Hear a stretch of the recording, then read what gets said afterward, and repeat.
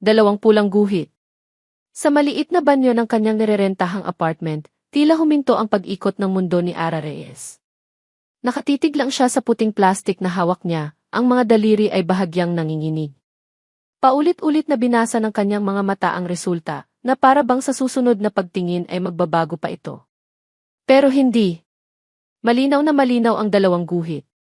Isang malamig na kaba ang gumapang sa kanyang dibdib, ngunit mabilis itong napalitan ng isang kakaibang init. Dahan-dahan niyang ibinaba ang pregnancy test sa lababo at marahang hinaplos ang kanyang tiyan. Flat pa rin ito, walang bakas ng buhay na nabubuo sa loob. Pero alam niya. Nararamdaman niya. Isang maliit na ngiti ang sumilay sa kanyang mga labi. Marco, bulong niya sa hangin, ang pangalan ng lalaki ay tila isang matamis na dasal. Agad na pumasok sa kanyang isipan ang imahe ni Marco Villanueva. Ang matikas nitong tindig, ang mga ngiting kayang magpatunaw ng kahit sinong babae, at ang mga pangako nitong bumabalot sa puso niya gabi-gabi. Naalala niya ang huling dinner date nila sa isang mamahaling restaurant na may tanawin ng buong syudad. Hinawakan ni Marco ang kanyang kamay sa ibabaw ng mesa, ang mga mata nito ay kumikinang sa ilalim ng mga ilaw. Ikaw lang ang gusto kong makasama sa pagbuo ng pangarap ko, Ara, sabi nito sa malambing na boses. Isang bahay, mga anak ang pamilya natin. Handa ka na ba para doon, mahal ko? Tumango siya noon, ang puso niya ay puno ng kilig at pag-asa. Paanong hindi siya magiging handa? Si Marco ang lahat sa kanya. Ang pangarap niya. Ngayon, hawak na niya ang katuparan ng pangakong iyon. Ito na ang simula. Ang simula ng pamilya nila. Napuno ng determinasyon ang kanyang puso. Ang anumang takot na naramdaman niya kanina ay naglaho na. Napalitan ito ng matinding pananabik. Kailangan niya itong sabihin kay Marco. Kailangan niyang makita ang reaksyon nito. Siguradong matutuwa ito. Siguradong yayakapin siya nito ng mahigpit at bubuhatin habang umiikot. Humarap siya sa salamin. Nakita niya ang isang babaeng may kinang sa mga mata, isang babaeng handa nang yakapin ang bagong yugto ng kanyang buhay. Magiging nanay na ako, sabi niya sa kanyang refleksyon, at sa pagkakataong ito, isang butil ng luha ng kaligayahan ang pumatak mula sa kanyang mata. Mabilis siyang lumabas ng banyo, ang puso ay kumakabog sa pananabik. Kinuha niya ang kanyang cellphone mula sa ibabaw ng kama. Walang pag-aalinlangan, hinanap niya ang pangalan ni Marco at pinindot ang call button. Bawat ring ay tila isang tambol na nagpapabilis sa tibok ng kanyang puso. Hello, sagot ng boses sa kabilang linya. Marco, mahal. Simula ni Ara, ang boses ay puno ng pagmamahal at hindi maitagong excitement. May sorpresa ako sa'yo. Pwede ba tayong magkita? Ngunit ang boses na sumagot ay hindi mainit at malambing gaya ng inaasahan niya. Ito ay malamig, apurado at may bahid ng pagkayamot. Ara, we need to talk. Napatigil si Ara. Ang mga salitang handa na niyang sabihin ay biglang naglaho. Ganoon ba? Sige, tungkol saan? Hindi siya sinagot ni Marco. Sa halip, nagbigay ito ng utos. Meet me at the old coffee shop. Now. Click. Ibinaba na nito ang tawag. Naiwan si Ara na hawak pa rin ang cellphone sa kanyang tainga, nakatitig sa kawalan. Ang init na naramdaman niya kanina ay biglang napalitan ng nakakapasong lamig. Ang dalawang pulang guhit sa banyo ay tila hindi na simbolo ng isang pangako, kundi isang malaking tandang pananong na ngayon ay nakabitin sa kanyang kinabukasan. Parang may yelong bumara sa lalamunan ni Ara habang naglalakad siya papasok sa coffee shop. Ito ang dati nilang tagpuan, isang lugar na puno ng matatamis na alaala at tawanan. Ngunit ngayon, ang bawat sulok nito ay tila nangungutya sa kanya. Nakita niya si Marco na nakaupo sa pwesto nila sa dulo, malapit sa bintana. Nakatalikod dito sa pinto, pero kitang-kita niya ang tensyon sa mga balikat nito. Walang ngiti, walang pag-asa. Tanging isang malamig na pader ang tila nakapalibot dito. Nanginginig ang mga tuhod niya habang lumalapit siya. Umupo siya sa silyang nasa tapat nito, dahan-dahan na parang natatakot na baka mabasag ang katahimikan.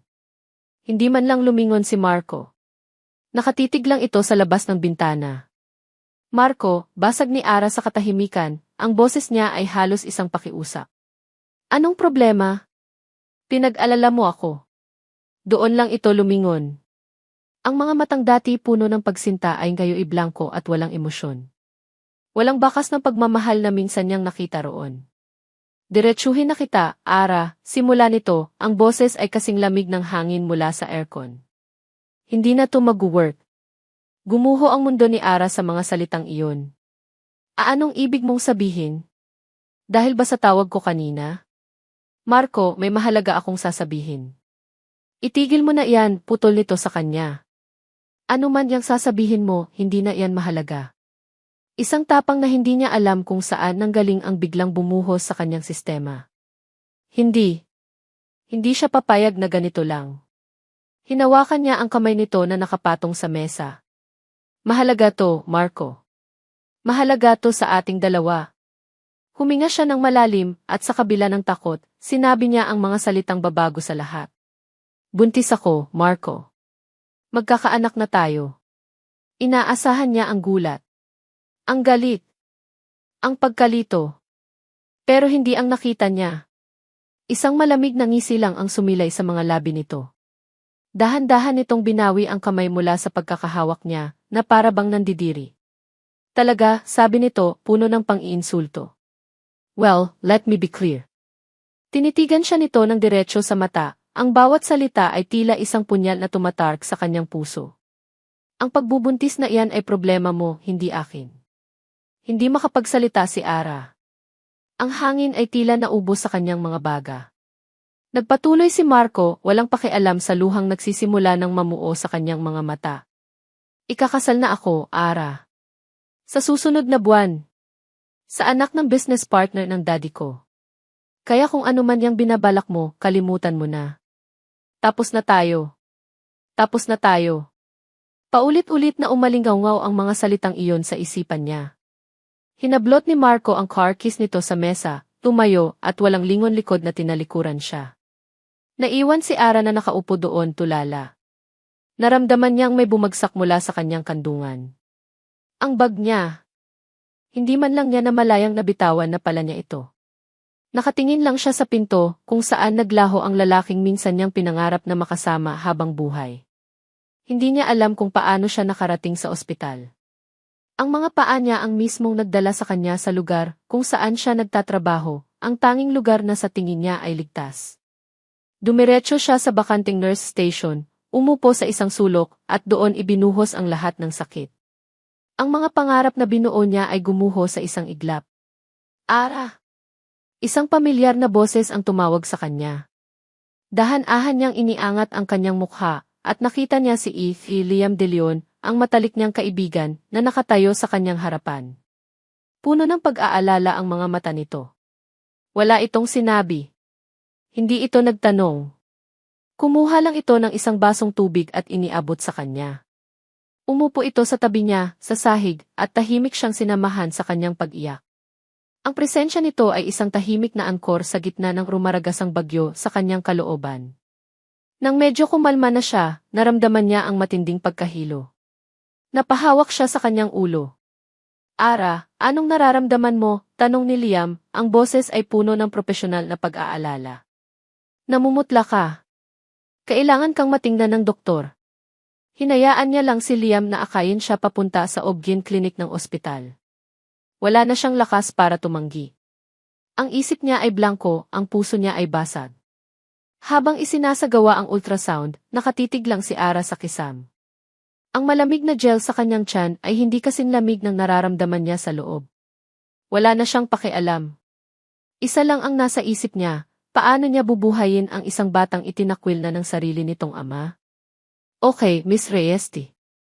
Narinig niyang sabi ng doktora. Your vitals are stable, pero kailangan mong mag-ingat. Maselan ang kondisyon mo. Hindi sumagot si Ara. Nagkaroon ng ilang segundong katahimikan habang pinapakinggan ng doktora ang makina.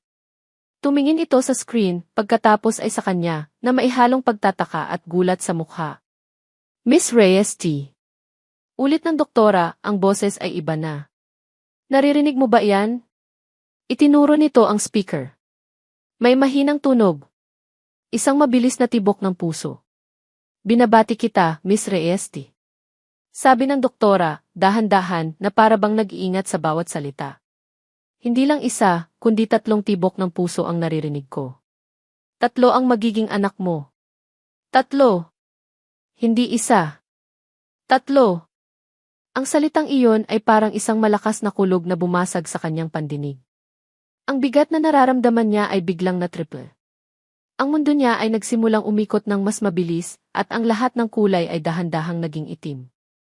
Ang huli niyang narinig ay ang sigaw ng doktora. Nurse! Tulong! Pagkatapos kadiliman. At ang sigaw ng isang lalaki mula sa labas ng pinto, isang sigaw na puno ng takot. Ah! Nakatayo si Liam De Leon sa tabi ng kama, ang mga mata ay nakatutok sa payapang mukha ni Ara.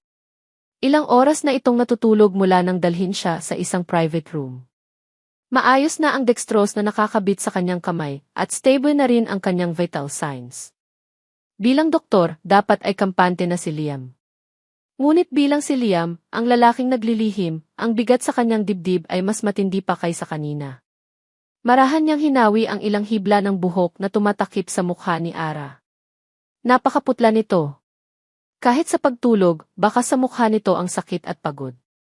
At alam ni Liam, sa kaibuturan ng kanyang puso, na mayroon siyang kinalaman sa sakit na iyon. 3, bulong niya sa sarili at ang salitang iyon ay parang apoy na pumaso sa kanyang lalamunan. 3 buhay. 3 maliliit na pusong tumitibok sa sinapupunan nito. At siya ang ama. Isang matinding pagsisisi ang bumalot sa kanya. Agad siyang binalikan ng alaala ng gabing iyon, ang gabi ng anniversary party ng ospital. Masaya ang lahat, pero ang mga mata niya ay nasa iisang tao lang, si Ara, na napakaganda sa suot nitong simpleng bestida, ang ngiti ay abot langit habang kausap si Marco. Nasaktan si Liam gaya ng dati. Sanay na siyang masaktan habang pinapanood sa malayo ang babaeng matagal na niyang mahal. Pero nang gabing iyon may nag-iba. Nakita niya kung paano biglang nawala ang ngiti ni Ara nang makita nitong may kalandiang ibang babae si Marco. Nakita niya ang pagpatak ng luha nito bago ito tumakbo papalayo. Sinundan niya ito. Natagpuan niya itong mag-isa sa may garden, umiiyak habang tinutungga ang alak.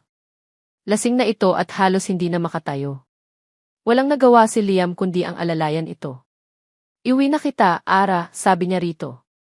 Ayoko pang umuwi, sagot nito, ang boses ay basag. Kaya dinala niya ito sa sarili niyang apartment, ang tanging lugar na alam niyang magiging ligtas ito.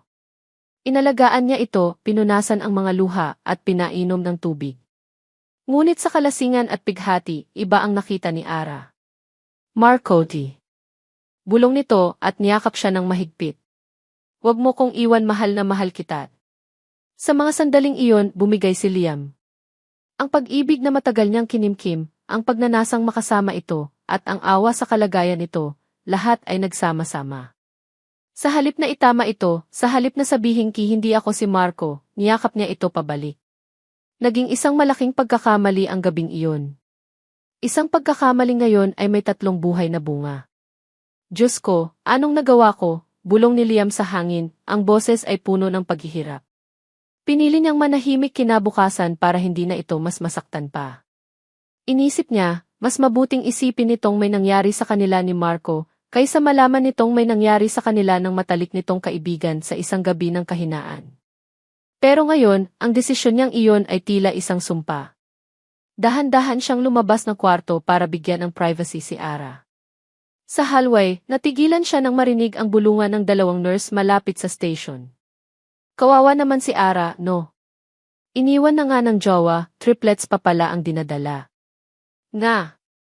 Grabe! Paano niya yan bubuhayin mag-isa? Isang malamig na galit ang gumapang sa sistema ni Liam. Hinarap niya ang dalawa, ang boses niya ay kalmado, ngunit may bigat na nagpatigil sa kanilang pag-uusap. Ang pasyente sa loob ay katrabaho ninyo. At anuman ang personal na pinagdadaanan niya, wala kayong karapatang pag-usapan, mariin niyang sabi. I expect professionalism from both of you. Agad na namutla ang 2 nurse at nagpaumanhin. Sorry po, Doth. Tumango lang si Liam at nagpatuloy sa paglakad. Ngunit alam niyang huli na ang lahat. Kung narinig na ng 2 ito, malamang ay kumalat na ang balita sa buong ospital. Ilang sandali pa, bumukas ang pinto ng kwarto ni Ara. Lumabas ito, nakasuot pa rin ang hospital gown at halatang nanghihina pa. Ara, anong ginagawa mo? Kailangan mong magpahinga, sabi ni Liam, papalapit sa kanya. Ngunit hindi siya pinansin ni Ara. Naglakad ito ng marahan sa hallway, marahil papunta sa banyo. Sa pagdaan nito sa tapat ng janitor's closet, narinig niya ang dalawang utility staff na nag-uusap. Grabe, di ba? Nabuntis ng mayaman tapos iniwan lang. Ayun, bagsak dito sa ospital. Narinig ko, 3 pa raw ang laman ng tiyan. Natigilan si Ara. Ang mga balikat niya ay nanigas. Dahan-dahan siyang lumingon, hindi sa mga nag-uusap, kundi kay Liam na nakasunod sa kanya. Ang mga mata niya ay puno ng sakit, ng kahihiyan, at ng isang bagong emosyon, akusasyon. Alam na ng lahat, hindi ba, Liam, tanong niya, ang boses ay basag ngunit may diin. Ang mga luha ay muling namuo sa kanyang mga mata. Pinagtatawanan na ba nila ako sa buong ospital na to? Tila isang suntok sa sikmura ang tanong na iyon para kay Liam. Nakita niya ang matinding sakit sa mga mata nito, isang sakit na siya mismo ang may kagagawan. Gusto niyang sumagot, gusto niyang magpaliwanag, pero walang salitang lumabas sa kanyang bibig. Naiwan siyang nakatayo doon, sinasalubong ang mga matang puno ng pait, habang ang bigat ng kanyang lihim ay unti-unting dumudurog sa kanilang dalawa. Hindi pa man nakikita ni Liam kung sino ang paparating, ramdam na niya ang biglaang pagbabago sa kapaligiran ng buong hospital wing. Ang dating mahinang bulungan ng mga staff ay biglang napalitan ng isang nakaasiwang katahimikan. Ang mga nurse na naglalakad ay biglang napatuwid ng tayo. Maging ang security guard sa dulo ng hallway ay tila mas naging alerto. May isa lamang taong may ganoong epekto sa Jude Medical Center. Ang tunog ng matutulis na takong sa makintab na sahig ay papalapit sa kanyang opisina. Huminga ng malalim si Liam at inihanda ang sarili. Nang bumukas ang pinto, bumungad sa kanya ang kanyang ina, si Doña Esmeralda de Leon. Nakasuot ito ng isang eleganteng business suit, ang buhok ay perpektong nakaayos, at ang mukha ay walang emosyon, maliban sa mga matang matalas at mapanuri. Mama, bati ni Liam tumatayo mula sa kanyang upuan. Liam, sagot nito, ang boses ay formal at malamig. Hindi ito pumasok sa kanyang opisina. Sa halip, ang mga mata nito ay dumaan sa kanya at tumago sa salaming bintana na nakaharap sa hallway, diretso sa pinto ng kwarto kung nasaan si Ara. May I know what's happening? Alam ni Liam na hindi ito isang simpleng tanong. Ito ay isang interogasyon. Isang pasyente, ma. Under observation. Tumango ang kanyang ina, ngunit ang mga mata ay nanatiling nakatutok sa kwarto ni Ara. I see. Kasasabi pa lang ni Liam sa nurse na bantayan si Ara nang bumalik ito sa kanyang tabi. Dosi, medyo nilalagnat po ulit si Miss Reyes. Walang pag-aalinlangan, nilisan ni Liam ang kanyang ina at mabilis na tinungo ang kwarto ni Ara. Hindi niya napansin ang matalim na tingin na ipinukol sa kanya ni Doña Esmeralda. Pagpasok niya sa loob, nakita niyang natutulog si Ara, ngunit halatang hindi ito komportable. Pawis na pawis ang noo nito. Kumuha si Liam ng malinis na bimpo, binasa ito ng maligamam na tubig, at maingat na ipinunas sa noo ng dalaga. Pagkatapos ay inayos niya ang kumot nito, tinitiyak na hindi ito giginawin. Nakatitig lang siya sa mukha ni Ara, sa gitna ng kanyang pag-aalala at pagsisisi, nang maramdaman niya ang isang malamig na presensya sa may pintuan. Nandoon ang kanyang ina, tahimik na nakatayo, ang mga braso ay magkasalikop sa dibdib. Ang mga mata nito ay hindi na nakatingin kay Ara, kundi sa kanya, isang tingin na parang 2 piraso ng yelo, puno ng pagkadismaya. Naintindihan agad ni Liam ang lahat. Sa opisina ko, sabi ni Doña Esmeralda sa isang mahinang boses na hindi kayang suwayin bago ito tumalikod at naglakad pabalik. Isang huling sulyap ang ibinigay ni Liam kay Ara bago siya sumunod. Pagsara niya ng pinto ng kanyang opisina, nakaupo na ang kanyang ina sa silyang para sa mga bisita, na para bang siya ang may-ari ng lugar. Sino ang babaeng yon, Liam? Tanong nito, walang paligoy-ligoy. Si Ara Reyes, maisa sa mga nurse natin dito. At kaibigan ko, sagot ni Liam, pinipilit na maging kalmado. Isang sarkastikong tawa ang kumawala sa kanyang ina. Kaibigan? Liam, kilala kita. Hindi ka ganyan kapribado mag-alaga ng isang kaibigan lamang. Humilig ito pasulong. Nakarating na sa board ang balita. Isang nurse na nabuntis at iniwan ng kung sino. At ngayon, ang anak kong tagapagmana ng ospital na ito ay personal na nag-aasikaso sa kanya. Ano sa tingin mo ang iisipin ng mga tao? Napatiimbagang si Liam. Ang mga kamay niya sa ilalim ng mesa ay naikuyom niya sa galit. Wala akong pakialam sa iisipin ng ibang tao, Matsi. Pero ako, may pakialam ako, tumaas ang boses ni Doña Esmeralda. Ang pangalang De Leon ay hindi pwedeng madungisan ng anumang iskandalo. Ayokong makita kang nasasangkot sa gulo ng ibang tao, lalo na sa isang babaeng ganyan ang sitwasyon. Doon na napuno si Liam. Sa unang pagkakataon sa buong buhay niya, hindi siya natakot na salungatin ang kanyang ina. Tinitigan niya ito ng diretso sa mata, ang boses niya ay matatag at puno ng isang damdaming kahit siya ay nagulat. Ma, kaibigan ko siya. At kailangan niya ng tulong. Natigilan si Doña Esmeralda sa sagot niya. Malinaw na hindi niya ito inaasahan. Ang mukha niya ay lalong lumamig.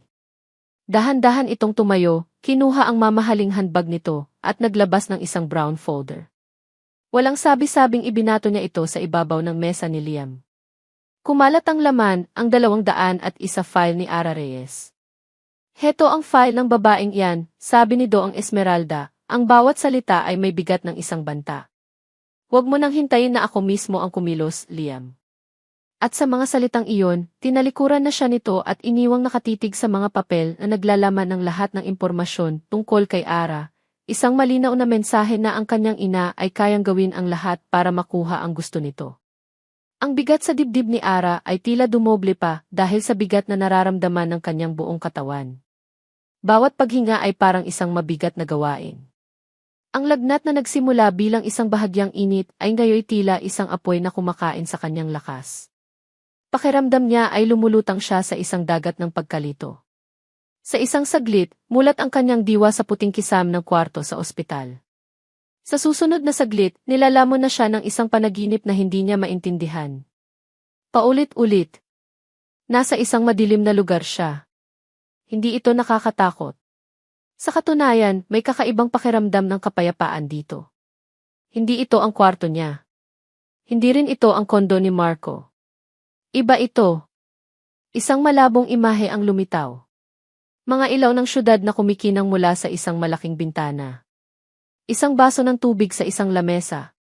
Isang kamay, isang mainit at magaspang na kamay, ang marahang nagpupunas ng pawis sa kanyang noo. Hindi ito ang kamay ni Marco. Ang mga kamay ni Marco ay malambot at laging maisuot na mamahaling relo. Ang kamay na ito ay kamay ng isang taong sanay sa pagtatrabaho, isang kamay na nagbibigay ng pakiramdam ng seguridad. Leve, magiging okay ang lahat, bulong ng isang boses. Malalim. Mahinahon. Puno ng pag-aalala. Hindi rin ito ang boses ni Marco. Ang boses ni Marco ay matamis at mapang-akit. Ang boses na ito ay payapa at nagbibigay ginhawa, tila isang kumot na bumabalot sa kanyang nanlalamig na katawan. Sinubukan niyang imulat ang kanyang mga mata sa panaginip, ngunit masyadong mabigat ang mga ito. Sinubukan niyang magsalita, ngunit walang boses na lumalabas. Ang tanging nagawa niya ay ang sumandal sa kung sinuman ang nag-aalaga sa kanya, at damhin ang isang pamilyar na amoy. Isang amoy na malinis, bahagyang amoy ng sabon at isang mild na pabango ng lalaki. Hindi ito ang pabango ni Marco na laging matapang. Ang amoy na ito ay nakasanayan na niya. Ligtas. Nagising si Ara na humihingal. Pawis na pawis siya. Nanghihina. Ang mga imahe mula sa panaginip ay sariwa pa sa kanyang isipan, malinaw ngunit pira-piraso. Ano iyon? Saan iyon nangyari? Kasabay ng kanyang paggising ang pagbukas ng pinto. Pumasok si Liam, may dalang chart at isang maliit na tray ng gamot. Gising ka na pala, sabi nito, isang bahagyang ngiti ang makikita sa kanyang pagod na mukha. Lumapit ito sa kanya para i-check ang kanyang temperatura. Medyo mataas pa rin ang lagnat mo. Normal yan sa kalagayan mo, pero kailangan pa rin nating bantayan. Habang inaayos ni Liam ang kanyang dextrose, isang pamilyar na amoy ang umabot sa pang-amoy ni Ara. Ang amoy na iyon. Ang amoy mula sa kanyang panaginip. Napatingin siya kay Liam. Ang suot nitong damit. Ang mga kamay nito. Ang boses nito. Ang lahat ay tila mga piraso ng puzzle na unti-unting nabubuo sa kanyang isipan. Imposible, sabi ng isang bahagi ng kanyang utak. Guni-guni mo lang yan dahil sa lagnat. Pero ang puso niya ay may ibang sinasabi. May isang bagay na hindi tama. May isang bagay na kulang sa kwento. Pinanood niya ang bawat kilos ni Liam. Ang paraan ng pag-aalaga nito ay hindi lang propesyonal. Mayroon itong personal na pag-iingat. Ang pag-aalalang nakikita niya sa mga mata nito ay hindi lamang para sa isang pasyente o kahit sa isang kaibigan. Mas malalim. Nang matapos si Liam sa pag-check sa kanya at akmang aalis na, pinigilan siya ni Ara. Liam, tawag niya, ang boses ay medyo paos. Lumingon ito. Bakit, Ara? May masakit ba sa'yo? Umiling siya. Tinitigan niya ito ng diretso sa mata, sinusubukang basahin ang anumang emosyon na makikita niya roon. Sinubukan niyang gawing kaswal ang kanyang tono, na para bang isang tanong lang na biglang pumasok sa kanyang isipan. Yung gabi ng anniversary party ng ospital. Simula niya, dahan-dahan. Pagkatapos naming mag-away ni Marco, anong nangyari? Nakita niya ang pagbabago sa mukha ni Liam. Ang bahagyang ngiti nito ay biglang naglaho. Ang mga mata nito ay bahagyang nanlaki sa gulat. Ang mga balikat nito ay biglang nanigas. Para itong isang estatwa na biglang natigilan sa paggalaw. At pagkatapos, nangyari ang isang bagay na nagpatunay sa kanyang hinala. Ang medical chart na hawak ni Liam ay biglang nalaglag mula sa kanyang mga kamay, lumikha ng malakas na kalabog sa tahimik na kwarto. Napayuko ito para damputin ang mga papel, tila iniiwasan ang kanyang tingin. Nang muli itong humarap sa kanya, kitang-kita niya ang pamumutla nito at ang hindi mapakaling kaba sa mga mata nito. Nag-iwas ito ng tingin at nautal na sumagot. Ara, wala ka bang naaalala? Ang pagbagsak ng medical chart sa sahig ay kasing lakas ng dagundong sa dibdib ni Liam. Bawat piraso ng papel na kumalat ay tila isang piraso ng kanyang pinakatatagong lihim na biglang nabuyagyag sa liwanag. Nakatitig sa kanya si Ara, ang mga mata nito ay hindi na nagtatanong. Nang uusig na ito. Naghihintay. At alam ni Liam na wala na siyang tatakbuhan pa. Pinilit niyang pakalmahin ang sarili. Dinampot niya ang mga papel, ang mga kamay ay bahagyang nanginginig. Bawat segundo ng katahimikan ay tila isang oras na nagpapahirap sa kanya. Kailangan niyang magsalita. Kailangan niyang sabihin ang isang bagay. Ang katotohanan. Pero hindi ang buong katotohanan. Ara, di. Simula niya, ang boses ay mas garalgal kaysa sa inaasahan niya. Nag-iwas siya ng tingin, hindi kayang salubungin ang mga mata nito. Itinuon niya ang kanyang atensyon sa pag-aayos ng mga papel na para bang iyon ang pinakamahalagang bagay sa mundo. Pag-amin niya, ako ang nagdala sa'yo sa apartment ko nung gabing iyon. Huminga siya ng malalim, inihahanda ang sarili sa susunod na mga salita. Ito ang bersyon ng kwento na paulit-ulit niyang binuo sa kanyang isipan, isang bersyon na naglalagay sa kanya bilang tagapagligtas, hindi bilang isang taong nagsamantala. Lasing na lasing ka, Ara. Umiiyak. Nakita kitang mag-isa at halos hindi ka na makalakad. Ayokong ihatid ka sa inyo sa ganoong kalagayan at lalong ayokong iwan kang mag-isa. Itinaas niya ang kanyang tingin, sa wakas ay sinalubong ang mga mata nito. Dinala kita sa apartment ko dahil iyon ang pinakamalapit at pinakaligtas na lugar. Pinainom kita ng tubig, inilagay sa sofa at nang makatulog ka, umalis ako. Idinugtong niya ang huling piraso ng kanyang kasinungalingan, isang detalye na sa tingin niya ay magpapatunay ng kanyang kabutihan. Sa bahay ng isang kaibigan ako natulog. Hindi kita iniwang mag-isa hanggat hindi ako sigurado na ligtas ka. Katahimikan. Inaasahan ni Liam ang kahit anong reaksyon. Pagtataka. Marahil ay pasasalamat. Ngunit hindi ang malamig na titig na ipinukol sa kanya ni Ara. Hindi nagbago ang ekspresyon nito. Walang luhang pumatak. Walang galit na sumabog. Tanging isang nakakabinging pagkadismaya. Bakit, tanong ni Ara, ang boses ay mahina ngunit matalim na parang bubog. Bakit hindi mo sinabi sa akin, Liam? Natigilan si Liam. Hindi iyon ang tanong na inaasahan niya. Ara, ayokong dagdagan ang iniisip mo. Masyado ka ng maraming pinagdadaanan noon kay Marco. Ayokong isipin mo pa na.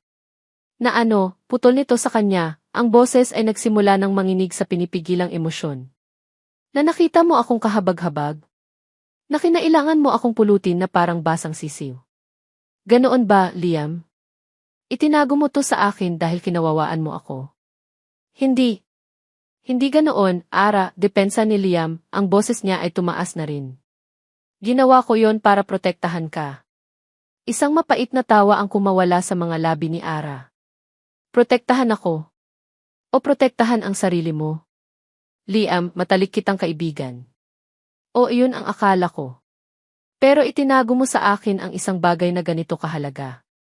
Pinagmukha mo akong tanga. Hinayaan mo akong isipin na kung ano-ano ang nangyari nung gabing yon habang alam mo pala ang lahat. Bawat salita ni Ara ay isang sampal sa kanyang mukha. Tama ito. Sa kagustuhan niyang kiprotektahan ito mula sa katotohanan, hinayaan niya itong malunod sa sarili nitong mga agam-agam. Ang kasinungalingan niya ay hindi naging panangga, naging lason ito. Ara, I'm sorry. Huwag kang mag-sorry, sabi nito, ang boses ay biglang naging malamig at walang emosyon.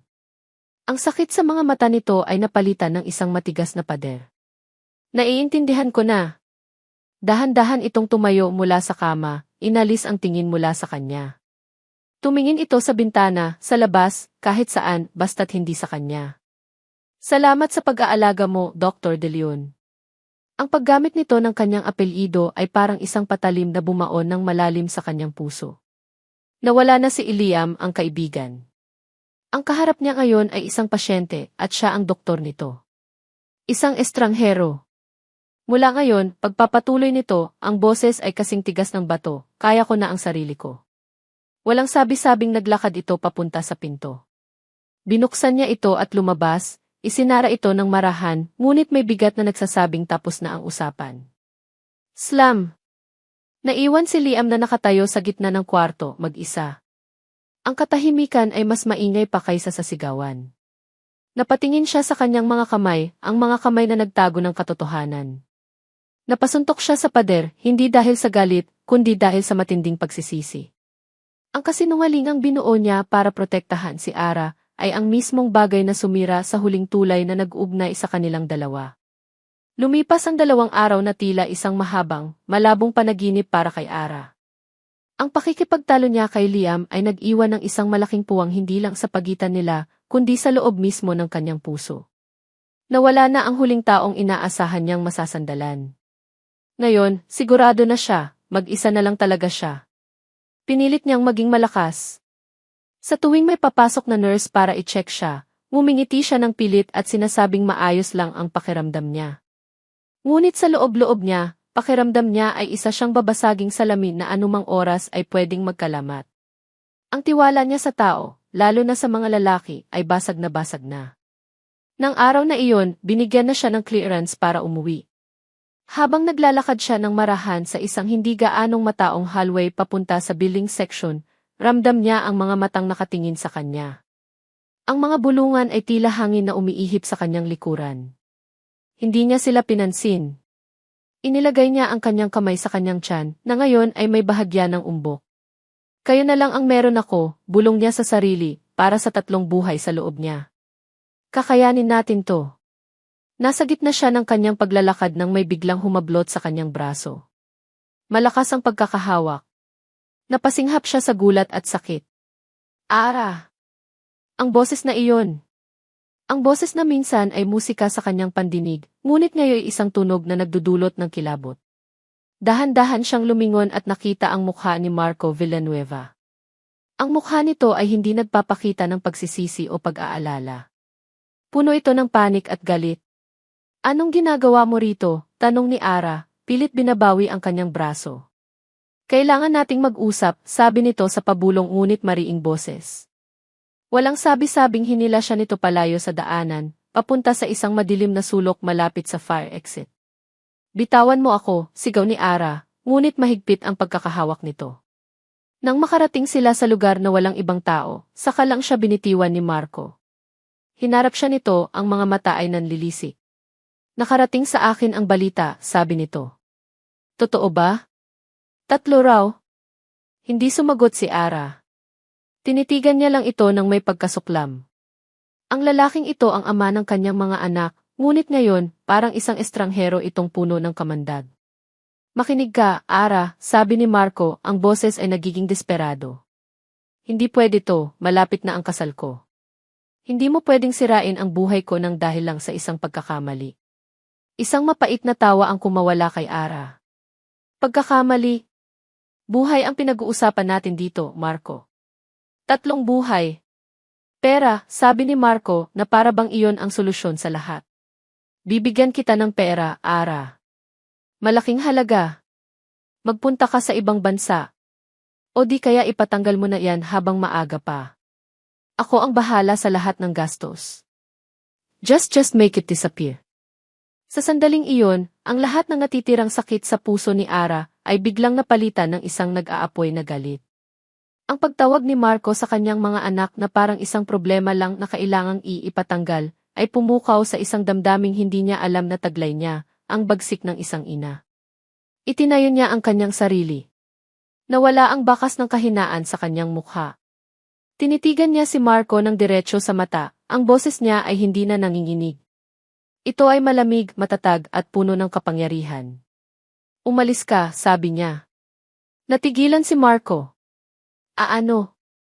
Ang sabi ko, umalis ka, ulit ni Ara. Ang mga batang ito, sabi niya, habang marahang hinahaplos ang kanyang tiyan, ay mga anak ko. Sila lang ang pamilya ko. Wala kang karapatan sa kanila. At lalong wala kang karapatang pagsalitaan sila na parang basura. Isang hakbang siyang lumapit at si Marco naman ang napaatras. Kaya kunin mo yung pera mo, Marco, at lumayo ka sa amin. Huwag ka nang magpapakita pa sa akin.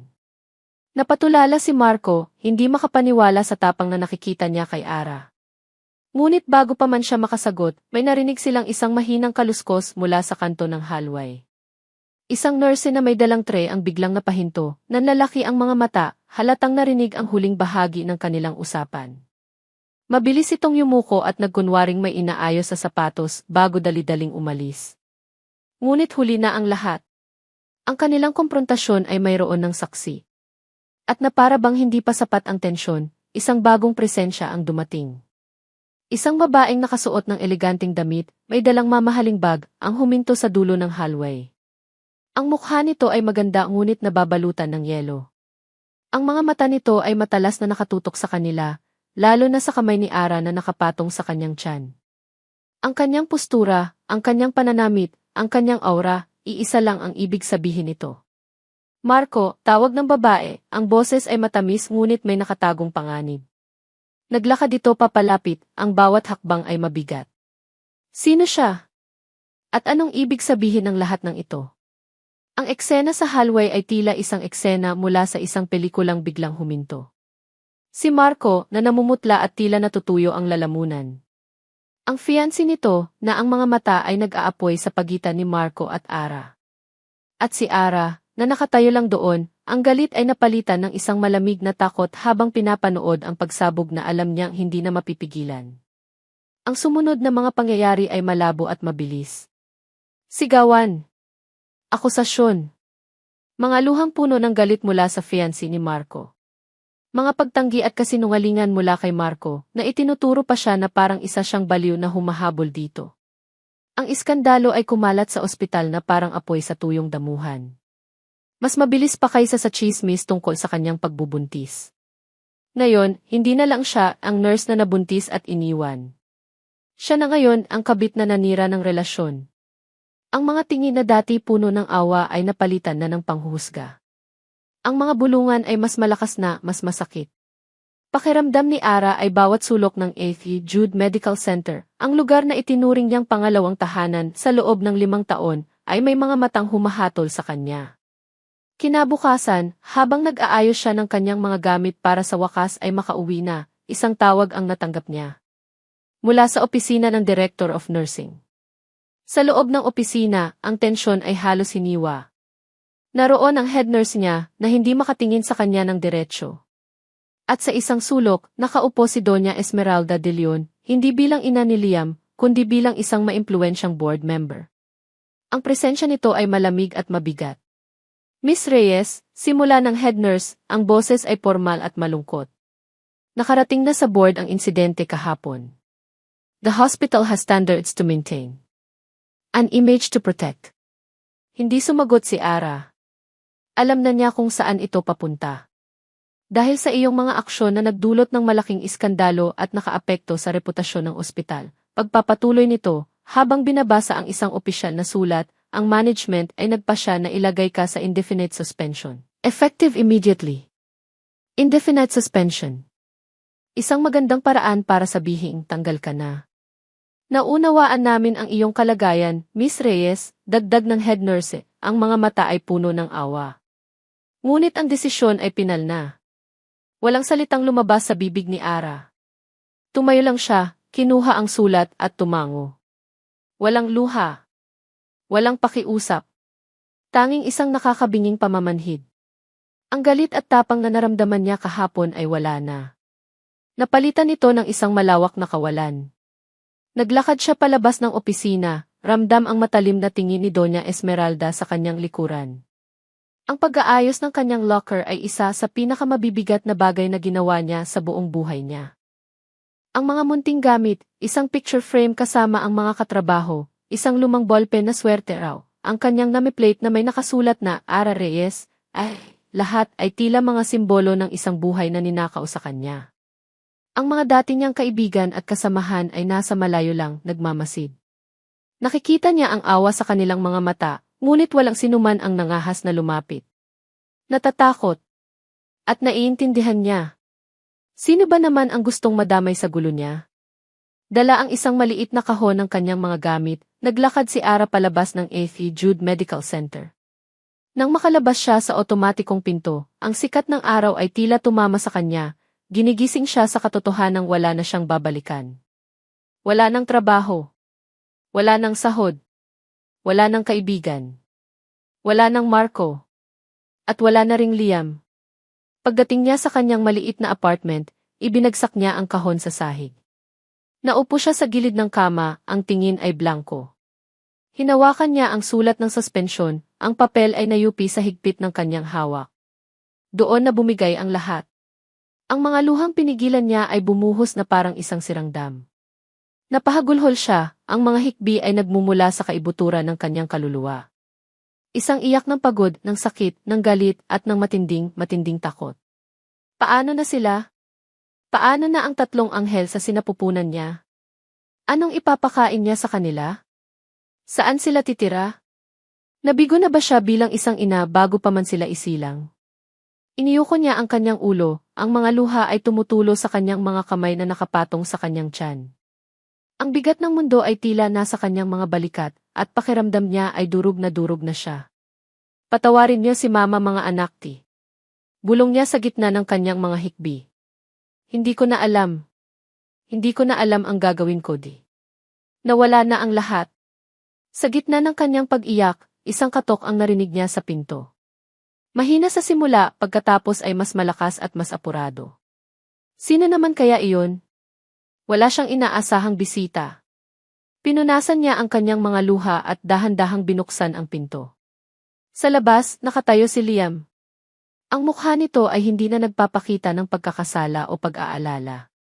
Ito ay puno ng isang bagay na ngayon lang niya nakita, isang nag-aalab na galit at isang matibay na determinasyon.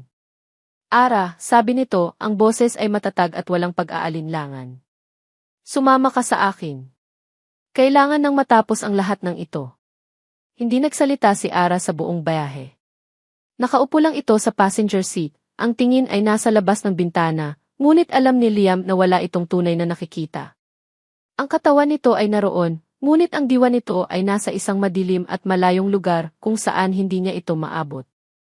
Ang katahimikan sa loob ng sasakyan ay masakit. Bawat segundo ay tila isang paghatol sa kanyang mga kasinungalingan. Pero ngayon tapos na ang pananahimik. Tapos na ang pagtatago.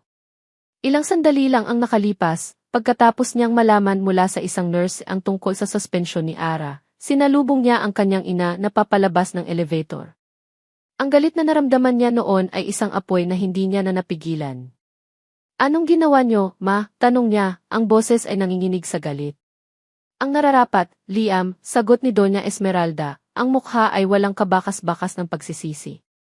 Pinoprotektahan ko lang ang pamilya. Ang pangalan natin. Sa paanong paraan? Sa pagsira sa buhay ng isang inosenteng tao, sigaw ni Liam, wala nang pakialam kung may makarinig sa kanila. Wala siyang kasalanan. Biktima siya. At ang mga De Leon ay hindi nakikiramay sa mga biktima, Liam. Lumalayo tayo sa kanila, ganti ng kanyang ina. Maaari mong kontrolin ang mga desisyon mo sa loob ng ospital, pero hindi mo kokontrolin ang puso mo. At ang pusong iyan, kung hahayaan mong maging marupok, ang siyang wawasak sa lahat ng pinaghirapan natin. Ang mga salitang iyon ang nagtulak sa kanya. Ang puso niya. Ito na nga ang ugat ng lahat. At kailangan ng malaman ni Ara ang tibok nito. Ipinark ni Liam ang sasakyan sa basement ng isang pamilyar na condominium building. Dinala niya si Ara papasok sa elevator at pinindot ang baton para sa penthouse. Nasaan tayo, Liam? Sa wakas ay tanong ni Ara, ang boses ay pagod at walang buhay. Hindi siya sumagot. Nang bumukas ang pinto ng elevator direkta sa loob ng unit, marahan niya itong inalalayan papasok. Pagpasok ni Ara, natigilan ito. Dahan-dahan itong lumingon sa paligid. Ang malaking bintana na may tanawin ng syudad. Ang disenyo ng mga muebles. Ang amoy ng kwarto. Nakita ni Liam ang pagbabago sa mukha nito, mula sa pagkalito, patungo sa isang dahan-dahang pagkilala. Ito ang lugar sa kanyang mga panaginip. Ang lugar sa kanyang mga pira-pirasong alaala. Ito di. Bulong ni Ara, ang mga mata ay nanlalaki habang nakatingin sa sofa. Dito ba? Tumango si Liam, ang puso niya ay parang pinipiga. Ara. Dito. Hinarap siya ni Ara, ang mukha ay puno ng sakit at pagtataka. Pero sabi mo umalis ka. Sabi mo sa sofa lang ako natulog. Hindi na napigilan ni Liam. Ang lahat ng emosyong kinimkim niya sa loob ng maraming buwan ay sumabog. Ang pag-ibig, ang pagsisisi, ang takot, ang pag-asa, lahat ay lumabas sa kanyang mga salita. Kailangan kong magsinungaling, Ara, sabi niya, ang boses ay basag. Dahil ang totoo mas masakit. Ang totoo, matagal na kitang mahal. Bago pa dumating si Marco sa buhay mo. Bago pa ang lahat. Napaurong si Ara, hindi makapaniwala sa naririnig. Nung gabing yon, pagpapatuloy ni Liam, ang mga luha ay nagsimula ng mamuo sa kanyang mga mata. Nakita kitang umiiyak dahil sa kanya. Nakita ko kung paano niya winasak ang puso mo. At dinurog din nito ang puso ko. Naglakad siya palapit dito, ngunit napaatras lang ito. Dinala kita rito para alagaan. Pero lasing na lasing ka at nasasaktan at nang yakapin mo ako, tinawag mo ang pangalan niya. Napapikit si Liam na para bang binabalikan ang sakit ng sandaling iyon. At sa sandaling iyon, nang tawagin mo ang pangalan niya habang nakayakap ka sa akin, naging makasarili ako. Naging duwag ako. Hindi kita itinama, Ara. Hinayaan kong mangyari. Binuksan niya ang kanyang mga mata at ang mga luha ay tuluyan ng bumagsak. Tinitigan niya si Ara ng diretso, hinahayaan itong makita ang lahat ng sakit at katotohanan. Hindi si Marco ang kasama mo nung gabing iyon, Ara. Ako. Ang bawat salita ay tila isang bomba na sumabog sa katahimikan ng kwarto. Ako ang ama ng mga anak mo. Isang nakabibinging katahimikan ang pumagitna sa kanilang dalawa. Ang tanging maririnig ay ang kanilang mga paghinga at ang malayong ugong ng trapiko sa labas. Si Ara ay nakatayo lang doon, parang isang estatuang yari sa yelo. Ang kanyang mukha ay blanko, ang kanyang mga mata ay walang emosyon. Sinusubukan ng kanyang isip na iproseso ang lahat.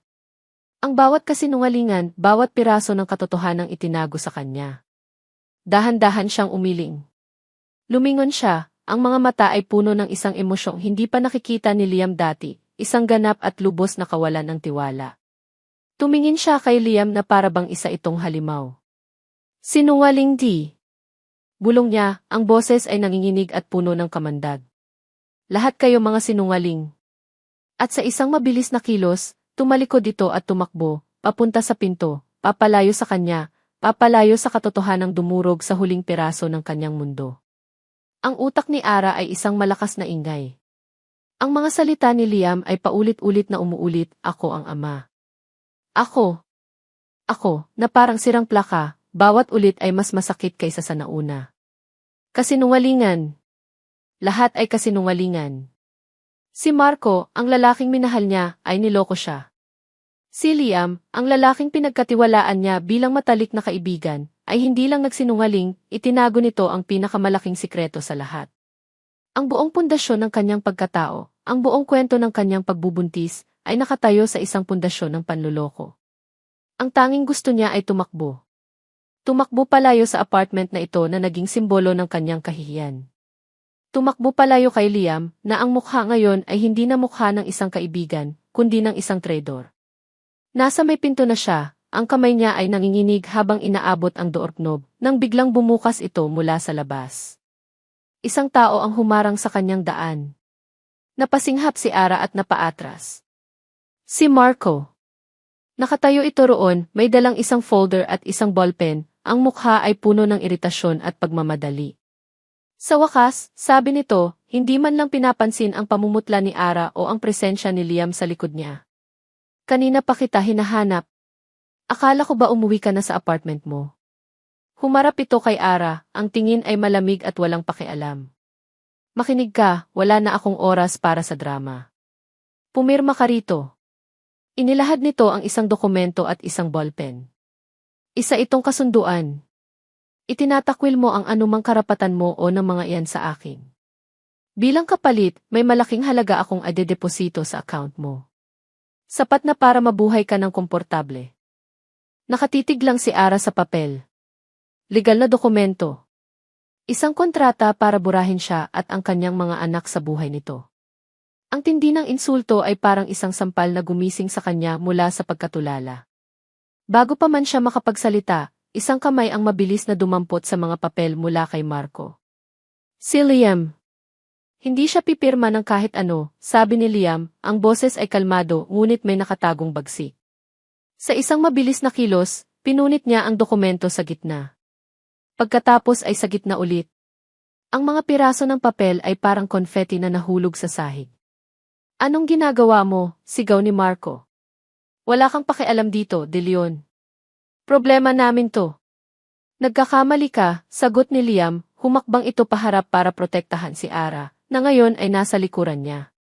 Tinitigan niya si Marco ng diretso sa mata. Problema ko to, dahil ako ang ama ng mga anak niya.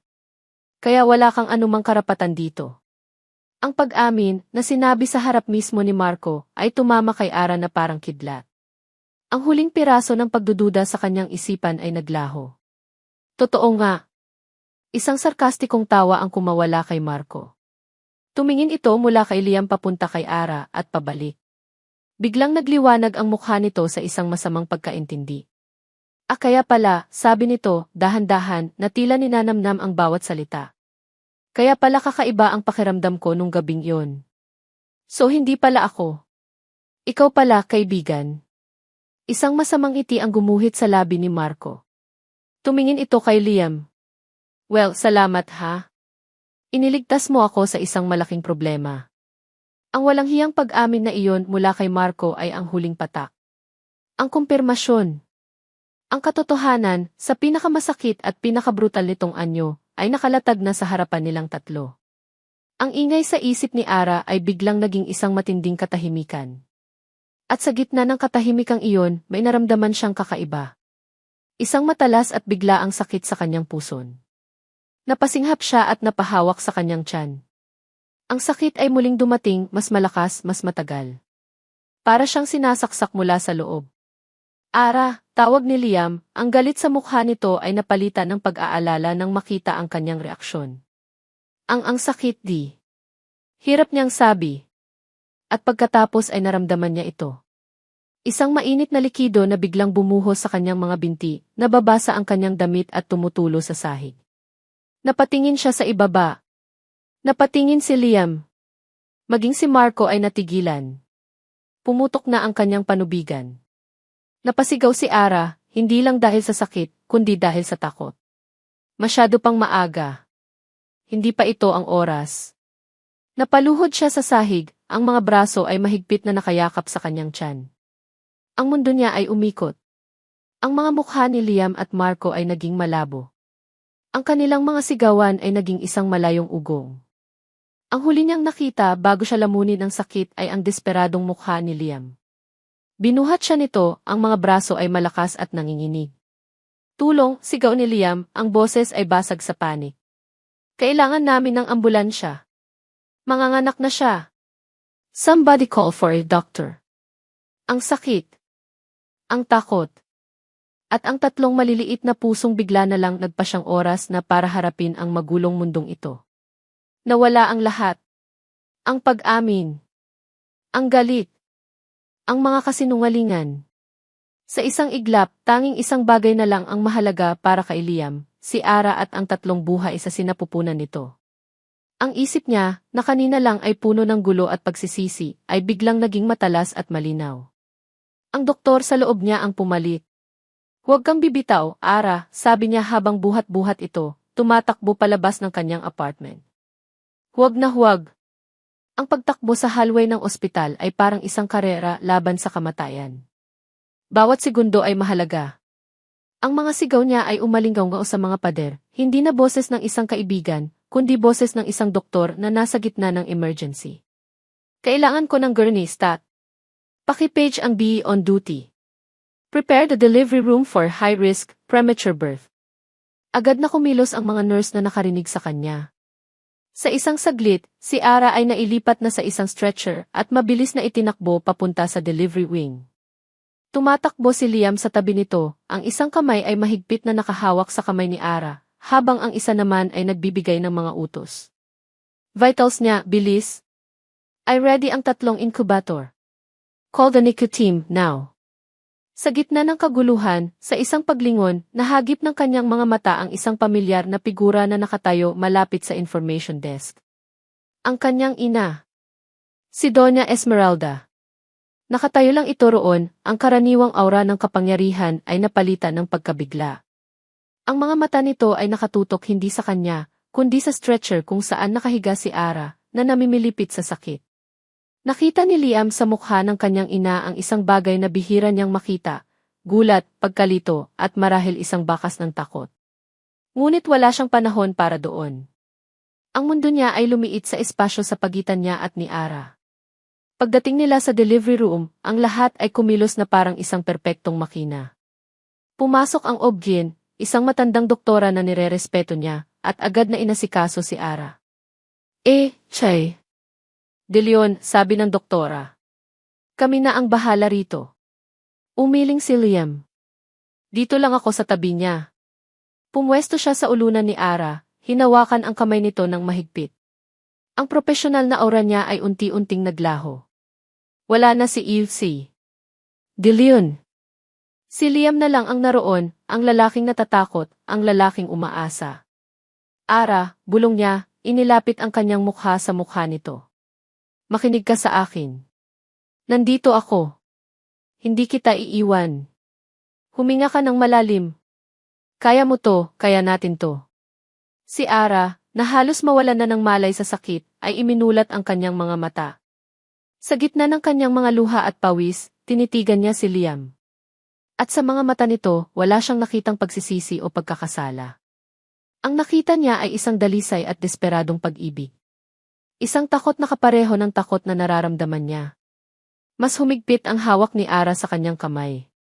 Iyon lang ang kailangan ni Liam. Ang sumunod na mga sandali ay isang pagsubok ng lakas at pananampalataya. Mga sigaw ng sakit. Mga utos mula sa doktora. Ang nakabibinging tunog ng mga makina. At sa gitna ng lahat, ang mga bulong ni Liam na paulit-ulit, kaya mo yan, Ara. Kasama mo ako. At pagkatapos, isang tunog ang bumasag sa tensyon. Isang manipis, ngunit malakas na iyak. Napatingin si Liam at Ara sa isa't isa. Ang unang anghel. Isang butil ng luhang pumatak mula sa mata ni Liam. Ilang saglit pa, isa na namang iyak ang narinig. Mas malakas. Ang pangalawa. At nang halos maubos na ang lakas ni Ara, sa isang huling sigaw, narinig nila ang pinakamatamis na musika sa buong mundo. Ang iyak ng pangatlong sanggol. Tapos na. Ligtas sila. Nakahiga si Ara, pagod na pagod ngunit may ngiti sa mga labi. Si Liam naman ay nakayuko, ang noo ay nakasandal sa gilid ng kama, ang mga balikat ay nanginginig sa tahimik na pag-iyak. Chay. De Leon, tawag ng isang nurse. Dahan-dahang itinaas ni Liam ang kanyang ulong puno ng luha. Ang nurse ay may dalang isang maliit na bundle na nakabalot sa puting kumot. Gusto niyo po bang kargahin ang isa sa mga anak niyo, sir? Nanginginig ang mga kamay ni Liam habang marahan niyang kinukuha ang sanggol. Napakaliit. Napaka-perpekto. Ang maliliit na daliri nito ay nakakuyom, ang mukha ay payapang-payapa. Habang nakatitig siya sa mukha ng kanyang anak, ng kanyang sariling anak, ang lahat ng pader na binuo niya sa paligid ng kanyang puso ay tuluyang gumuho. Ang doktor. Ang tagapagmana. Ang lalaking laging kontrolado. Lahat sila ay nawala. Ang naiwan na lang ay isang ama. At sa unang pagkakataon, humagulhol si Liam De Leon na parang isang bata, ang mga luha ng sakit, pasasalamat, at isang pag-ibig na hindi niya akalaing posible ay malayang dumadaloy sa kanyang mukha. Ilang buwan na ang lumipas. Ang dating ingay ng kaguluhan, ng sigawan, at ng mga pusong nasasaktan ay napalitan na ng ibang klaseng ingay, ang mahinang pag-ungo ng isang sanggol na naghahanap ng gatas, ang kalansing ng bote sa kusina, at ang paminsan-minsang iyak na sabay-sabay sumisira sa katahimikan ng madaling araw. Para sa iba, ito ay magulo. Ngunit para kay Ara, ito ang tunog ng pinakamagandang musika sa mundo. Ito ang tunog ng isang tahanan. Iminulat niya ang kanyang mga mata. Ang liwanag ng umaga ay marahan nang pumapasok sa bintana ng kwarto. Sa tabi niya, bakante ang pwesto ni Liam. Narinig niya ang isang pamilyar na kaluskos mula sa labas. Dahan-dahan siyang bumangon at sumilip sa may pinto. Sa maliit nilang kusina, nakita niya si Liam. Nakasuot lang ito ng simpleng t-shirt at pajama pants, ang buhok ay magulo pa, at halatang puyat. Subalit ang buong atensyon nito ay nasa 3 bote ng sanggol na nasa harapan niya. Maingat nitong sinusukat ang formula, tinitimpla ang tubig, at pagkatapos ay nanginginig pa ng bahagya habang tinatakpan ang mga bote. Isang maliit na ngiti ang sumilay sa mga labi ni Ara. Hindi naging madali ang mga nakaraang buwan. Ang pagpapatawad ay hindi isang pinto na bigla na lang binuksan. Ito ay isang mahabang hagdan na kailangan nilang akyatin ng magkasama, baitang-baitang. May mga gabi na nagigising si Ara na umiiyak, binabalikan ng mga alaala ng panloloko. At sa bawat pagkakataon, naroon si Liam. Hindi ito nagsasalita. Hahawakan lang nito ang kanyang kamay hanggang sa kumalma siya. Ang presensya nito ay isang tahimik na pangakong hindi na siya muling mag-iisa. Ipinakita ni Liam ang kanyang pagmamahal hindi sa mga salita, kundi sa mga gawa. Sa pagpapalit ng diaper sa hating gabi. Sa pagpapatulog sa isa sa mga sanggol para lang makapahinga si Ara. Sa pagluluto ng pagkain kahit na ang kaya lang nitong lutuin ay pritong itlog. Sa bawat maliit na bagay, ipinaramdam nito ang isang pag-ibig na totoo, matyaga, at hindi sumusuko. Isang hapon, habang nagpapatulog siya ng mga bata, isang hindi inaasahang bisita ang dumating. Si Doña Esmeralda. Nakatayo ito sa pinto, hindi suot ang karaniwang matapang na aura. May dala itong 3 malalaking paper bag mula sa isang mamahaling baby store. Sa unang pagkakataon, nakita ni Ara ang pag-aalinlangan sa mga mata ng matandang De Leon. Nabalitaan kong lumabas na kayo ng ospital, sabi nito, ang boses ay medyo alanganin. Dala ko lang ang mga ito. Pinapasok siya ni Ara. Tahimik lang na nakaupo si Doña Esmeralda sa sofa habang isa-isang nilalabas ni Ara ang mga mamahaling damit at laruan. Salamat po, sabi ni Ara, isang tapat na ngiti ang nasa kanyang mga labi. Matagal na natahimik si Doña Esmeralda bago muling nagsalita, ang tingin ay nasa sahig. Ara! Iha, gusto kong humingi ng tawad. Ang mga salita ay tila mabigat na lumabas sa kanyang bibig. Sa lahat ng nagawa ko. Tumingin si Ara sa babaeng minsan niyang kinatakutan. Wala na ang galit. Wala na ang takot. Tanging pag-unawa na lang ang naroon. Bilang isang ina, naiintindihan niyang ginawa lang din ito ang sa tingin niya ay tama para protektahan ang sarili nitong anak. Nakalimutan ko na po yun, sagot ni Ara. Ang mahalaga ay ang ngayon. Gusto niyo po bang makita ang mga apo ninyo? Ang ngiting sumilay sa mukha ni Doña Esmeralda nang makita nito ang tatlong magkakamukhang sanggol na payapang natutulog ay isang bagay na hinding-hindi malilimutan ni Ara. Iyon ang simula ng paghilom. Ngayong gabi, ang lahat ay payapa. Tapos nang dumede ang mga bata at mahimbing nang natutulog sa kanilang mga kuna. Nakatayo si Ara sa harap ng mga ito, pinagmamasdan ang tatlong himala na nagbago sa kanyang buhay. Naramdaman niya ang isang pares ng braso na marahang yumakap sa kanya mula sa likuran. Isinandal niya ang kanyang ulo sa dibdib ni Liam, habang sabay nilang pinagmamasdan ang kanilang mga anak. Salamat, bulong ni Liam sa kanyang tainga, ang boses ay puno ng emosyon. Salamat sa pagbibigay mo sa akin ng isang pamilya. Humarap si Ara sa kanya, ang mga kamay ay inilagay niya sa magkabilang pisngi nito. Tinitigan niya ito ng diretso sa mata, ang puso niya ay puno ng isang pagmamahal na buo at walang pag-aalinlangan. Hindi, Liam, sabi niya dahan-dahan. Salamat. Salamat dahil ipinakita mo sa amin kung ano ang tunay na pag-ibig. Ang pag-ibig ay hindi mga matatamis na pangako o mga mamahaling regalo. Ang tunay na pag-ibig ay ang pananatili sa gitna ng bagyo. Ang pagpapakita ng lakas sa gitna ng kahinaan. Ang pag-aalay ng sarili para sa kaligayahan ng iba. At sa mga mata ni Liam, nakita niya ang lahat ng iyon. Dahan-dahan nitong inilapit ang mukha nito sa kanya. Ang kanilang mga labi ay nagtagpo, isang halik na hindi na puno ng pagsisisi o pagnanasa, kundi puno ng kapayapaan, ng pasasalamat, at ng isang pangako ng isang bagong simula. Isang simula para sa kanilang lima. Sama-sama. Sa wakas. At dito nagtatapos ang makulay na kwento ni Ara, Liam, at ng kanilang tatlong munting anghel. Maraming salamat sa inyong walang sawang pagsubaybay at pagsama sa paglalakbay na ito. Habang isinusulat ko ang bawat kabanata, naramdaman ko rin ang bawat tibok ng kanilang mga puso. Kasama ninyo akong kinilig sa mga pangako, nasaktan sa mga kasinungalingan, nagalit sa mga panloloko, at umasa sa gitna ng kawalan. Ang kwentong ito ay isang paalala na ang tunay na pag-ibig ay hindi hinahanap sa mga perpektong pagkakataon. Ito ay isinilang sa gitna ng mga pagsubok at sinusukat hindi sa tindi ng nararamdaman, kundi sa tibay ng paninindigan. Ito ay tungkol sa pagpapatawad, hindi dahil madali, kundi dahil ito ang nagpapalaya. At higit sa lahat, ito ay kwento ng pag-asa. Nagaano man kadilim ang gabi, laging mailiwanag na naghihintay sa umaga. Ngayon, nais ko namang marinig ang inyong boses. Ano ang tumatak sa inyong puso? Anong aral ang baon ninyo mula sa kwento ni Ara at Liam? Huwag po kayong mag-atubiling ibahagi ang inyong mga komento sa ibaba. Bawat isa ay mahalaga at nagbibigay inspirasyon sa akin.